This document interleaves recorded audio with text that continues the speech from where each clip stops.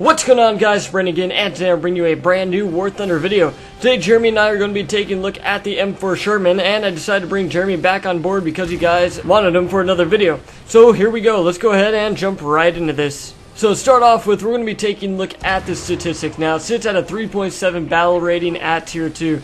Now Jeremy, how do you think this stands at the tier 2 3.7 battle rating level against, say, other tanks? I think it fits perfectly at the 3.7 because if you look at the tanks that it's going to be going up against, it's really the tanks that it was meant to compete against. I mean, you're not going to be fighting any Tigers because it wasn't meant to be fighting any Tigers. It was meant to be fighting Panzer IVs and Panzer IIIs, which is really the only things you're going to be seeing in these things. And of course Stugs as well, which is on the Panzer III chassis. Also, on a quick note, guys, we are taking this out in hardcore realistic, so it is an event, and there is like a set tank, you know, group of tanks that you are going to go up against. But when we were taking this thing out, we were going up against a tank destroyer in it slips my mind. What was it called, Jeremy? The Jagdpanzer IV L70. And we were having big problems with this tank. There was no way we could pen it. It was incredibly difficult. However, for the rest of the tanks, I think it was pretty fair and balanced. I mean, there was times when we would absolutely get, you know, steamrolled, but other times where we'd do absolutely great. But what did you think of hardcore realistic, Jeremy? Yeah, I think the only really thing that could test us was the Panzer IV L70, but once again, the Americans also kind of had something that contested that, which was the Sherman with the 76 Oh, millimeter, that's right. Which I wasn't seeing nearly as many of those as I was Jagdpanzers, but it at least provided a good balance to it. So for the Shermans, we all know that Shermans are Shermans. Their armor isn't the greatest in the world. And one thing I would like to touch on really quick is the ammo rack locations on it. Now the M4, the ammo rack sit at the front, and I was just getting pinned left and right in most of these games. Some games it was good, some games it was bad, and I was having great games. So just make sure that you watch that ammo rack in the front. But anyway, Jeremy, you had some interesting information for us about the ammo rack location on the 76 Sherman, which is coming up next, so it could translate down to the M4, but what were you going to say on it? Yeah, with the Sherman with the 76 millimeter, I'm not sure if this also applies to the M4 and M4A1, the ones with the 75 millimeters, but the ammo rack is actually changing from the front of the tank to about the middle of the tank, but at the very bottom to the left and right of the transmission. So it's going to be a lot more difficult to ammo rack now. Okay, that's good, because like I was saying, in a lot of these games, I think our biggest fear of using these M4s is just getting ammo rack straight up whenever we're trying to angle our tank. So that's one good thing to note on. So maybe they'll change it, maybe they'll not. If they don't, just make sure, guys, that you watch that ammo rack in the front of your tank. So Jeremy, I have a quick question for you. For the M4 Sherman, how do you play this tank to ensure that you don't get knocked out of the battle right away? So you don't get ammo racked or you don't make stupid mistakes. I mean, how do you exactly use this tank correctly? Yeah, like you said earlier, it really doesn't have any armor to speak of, and its maneuverability is okay. It's not as good as the T-34s, but it's still doable. Really, what you want to try to do with this thing is flank, because it doesn't really have that good of penetration. However, I do find that it really does feel like the 75mm gun on this thing, with using the M61 shot, does more damage than the T-34s or Panzer IV 75s. That and really may just quick, be me, Jeremy, but yeah. Did you tell me to always use the M61 shot and the M4 Sherman? Don't use any other type of ammo, just max out the M61 shot type ammo for the M4 Sherman? Yeah, the M61 is really the best choice, which is the armor-piercing composite ballistic cap shell. It has the best penetration and has the best damage out of the two armor-piercing shells. And like I said, I really do feel like it does more damage than the 75mm on the German and Soviet counterparts. That may just be me, or it may be an actual game mechanic, I'm not sure. But I really do feel like it does more damage. And the real place where the Sherman shines is its gun depression. It has 10 degrees of gun depression, which I'm pretty sure is the best gun depression in the game right now. So if you can work a ridge line, just use that gun depression and just fire, back off, fire, back off.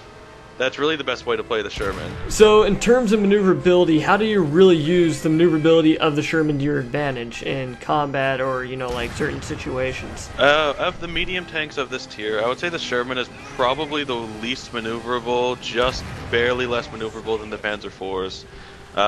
Not as maneuverable as the T-34s by a long shot. Which is really a downside to the thing, especially considering that its penetration really isn't that good. with the M61 shot, it only gets 89 millimeters penetration at 100 meters, which really isn't that good. But once again, you're also only going to be going up against Panzer IVs, really, so that's good enough. Its reverse speed is very, very poor. It can go only 4 kilometers an hour in reverse, which is ridiculously bad, because if you're trying to work a ridgeline, like I said, is the best way to play the Sherman.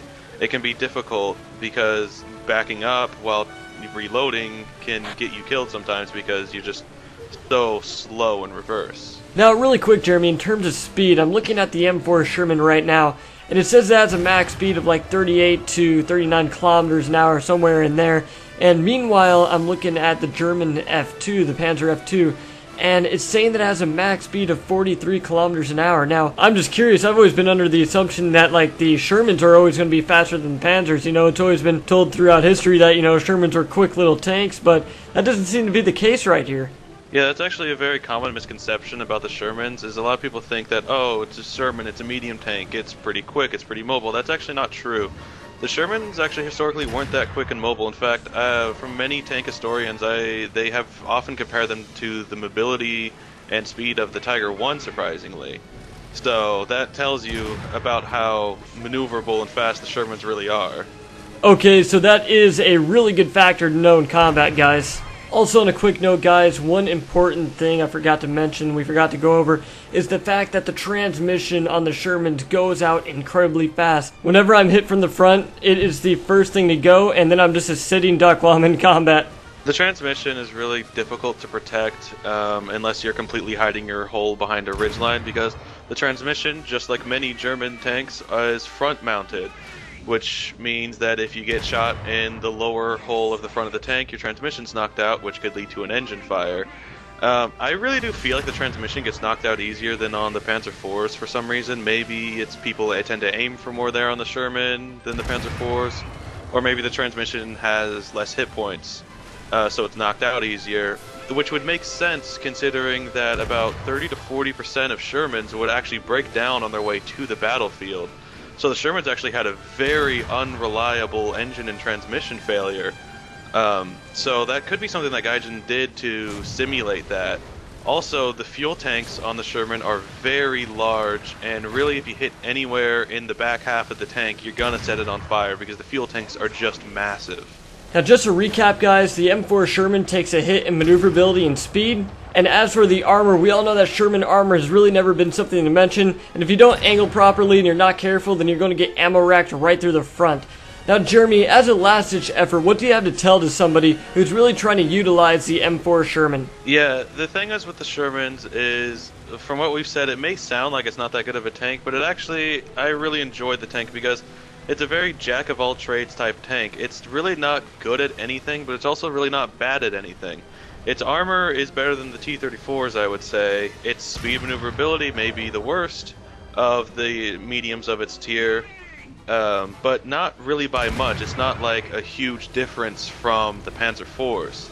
As for survivability, I find that Panzer IVs die a lot easier than the Sherman does, and its gun is okay. The really only thing about the Sherman, and this is true for most American tanks as well, is the gun depression is really the thing on it that truly stands out from the other nations. Besides that, it's really just a mediocre, average, just kind of okay at everything but not bad in anything tank. Well, anyway, guys, I think that pretty much sums up this video. If you have any questions, comments, or concerns for Jeremy and I, then please leave them down below and I will get back to you as soon as possible. But anyway, guys, I hope you enjoyed this video. My name's Brandon. And I'm Jeremy. And as always, have a nice day.